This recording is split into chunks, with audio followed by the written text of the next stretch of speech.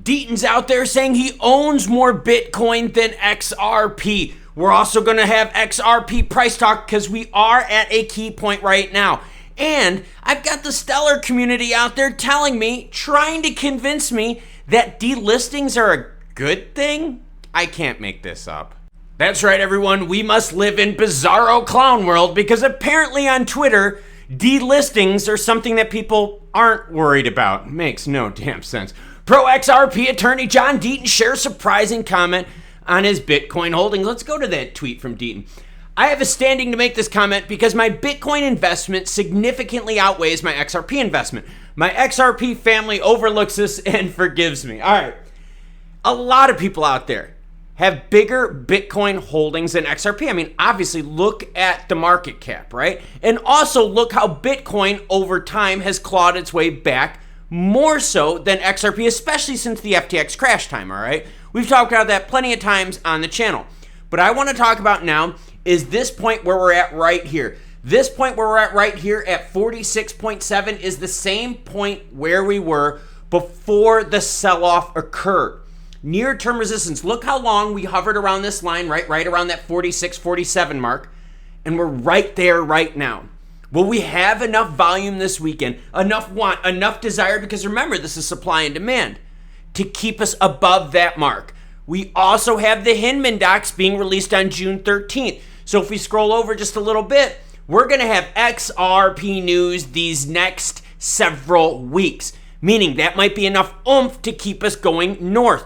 But remember, though, we've got Jerome Powell and the Fed out there, potential rate hike decision coming up in the next couple weeks as well. So some big things we're going to be watching for when it comes to XRP. But now let's get on to the fact that people on Twitter want to argue with me that delistings apparently aren't a bad thing and I'm just a fudster. Let's go over this. Bakkt delists Stellar XLM. Bakkt, the crypto business arm of ICE, the parent company of the New York Stock Exchange, has recently made the decision to delist a number of digital assets, including XLM. The exchange, now this comes from them, okay? This is not from me. This is why this is just so crazy. And this shows you how bad the hopium is and how people just pretend that bad news magically is good. Like I said, clown world, bizarro world. The exchange cited regulatory guidance and industry developments as the reasons for mass delisting. Let's just break that statement down because like I said, we maybe have to simplify things just a little bit. We're citing regulatory guidance. In which exchange am I talking about? Bakkt. Hold on, everyone. Let's go to Edgar. Edgar is the SEC search tool. So anyone registered with the SEC that falls under the SEC umbrella has to file this stuff. So let's do that. Oh my God, here's Bakkt. You mean they're registered with the SEC? Oh my God, this is crazy. So if they want to be SEC compliant, retain their SEC licenses to operate an exchange, wait a minute. That means the SEC told them, hey, because you've bought this, right? Because of this acquisition, this purchase, you have to remain compliant. How do you remain compliant? Well, you have to remove stuff that's going to be unregistered securities. Oh my gosh, it's not that hard. Now, wait a minute. For those of you out there that are like, no, we can't make that jump. We can't make that leap. You're right. Because the fact that they said right here, the exchange cited regulatory guidance and industry developments. Those developments are Gary Gensler and the SEC coming out and saying, hey, look, these are the things that we are concerned with. All right, now hold on. Let's just pretend, right? We're in bizarre world, so let's just pretend. I got to entertain the Twitter crowd, okay? Let's just pretend. And industry developments as the reasons for mass delisting. Are either of those reasons good? No. Why would you delist a product? Do you delist a product that sells good?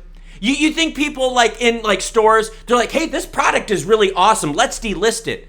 No, you delist stuff that doesn't make you money or regulatory concerns in this space. Either way, those are two very bad things for XLM.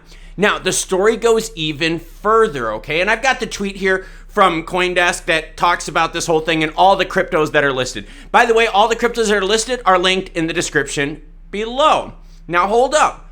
Bakkt, right? Apex Crypto, Apex Clearing, okay? Bakkt sent a letter out to people that use Webull. Webull uses cryptocurrency provider Apex Crypto. Let me read this really quick for you. Supported tokens on the Webull platform are regularly reviewed by our cryptocurrency provider, Apex Crypto. Based on these periodic reviews, Apex may choose to modify or eliminate support of a particular digital product. As a result of a recent review, Apex Crypto will no longer support XLM. Doesn't that sound kind of thing? A recent review? Hold on. A recent review? Yes, that's right. Bakkt explained that the decision was part of the exchange's regular coin listing review process, which is designed to ensure the interests of its clients and their customers are best served. So again, what point do you want to argue with me? The fact that, yes, Bakkt registered with the SEC falls under their umbrella. Bakkt goes in and says, hey, look, we're done with this acquisition. We want to remain compliant. So because of recent regulatory concerns, because they even said the exchange cited regulatory guidance, and they check on their coins every so often with updated info. God, and then the same pretty much message comes out here to Webull clients. Either way you cut it, it is not good for a product to be delisted. Yet, I am going on crypto Twitter, and I could show you tons of tweets. Actually, just follow my Twitter. It's linked down below. Of all the people commenting saying this isn't a big deal. You're right. A product taken off the market is not a big deal. I forgot. That's how you make things better, by taking things off the market.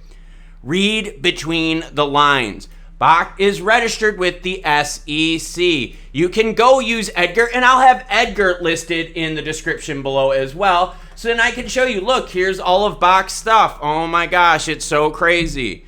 Yes, they're registered with the SEC. They just did a recent acquisition.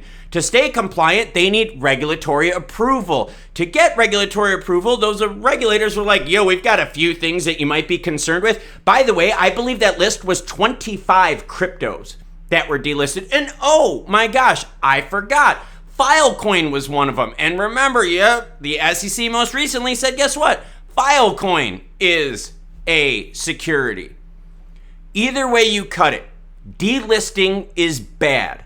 Stop defending bad. And I'll just finish with this statement here. The spokesperson further stated that the review process takes into account the most up-to-date regulatory guidance and the latest industry developments. Yeah, they're not citing low volume, low usage. They keep citing regulatory guidance and developments. And guess what? The Webull thing is essentially saying the same thing. Based on these periodic reviews of regulatory guidance and industry standards, get the hint, delistings are bad.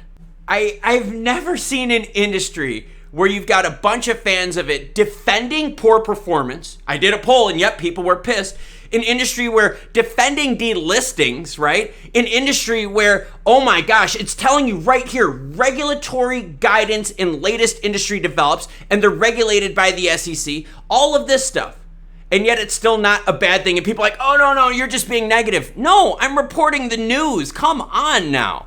This is a joke. People are defending poor performance. They're defending delistings. Oh, well, Webull small. Who really cares? Hello? Any delisting is a bad thing because guess what? It's going to keep going on to bigger and bigger exchanges that are registered with the SEC. And as you see, if you want to keep your compliance, you got to play nice in the sandbox. So yes, delistings are bad no matter how you cut it. They're either delisting it because of SEC concerns or shitty volume where they don't make money on it. Neither is good, but it's regulatory concerns that are the main issue. But oh my God, if it's not regulatory concerns, you want to argue with me how crappy low product usage would be a good reason to delist something too? XRP community out there is looking for the next several weeks to be juicy volume, as Hinman docs will be released on the 13th unless something happens before then. That gives us about 3 weeks of XRP action where we can see if we can break through some of these lines and if we can get some of the other exchanges located in other parts of the globe to jump in on the action. I'm going to keep breaking these stories whether they're good or bad because somehow delistings are good, and I don't know, everyone. But seriously, comment down below. What do you think about Deaton's thing? Owning more Bitcoin than XRP? I've got no problem with that. No problem at all. We're all willing to do whatever the hell we want, and we don't all have to do what each other wants to do, and well, that's just how life is. But we do live in clown world, as apparently by the people commenting on my Twitter account. It's kind of funny, but I'll catch y'all later. I've got a long workout to do today. Take care, everyone.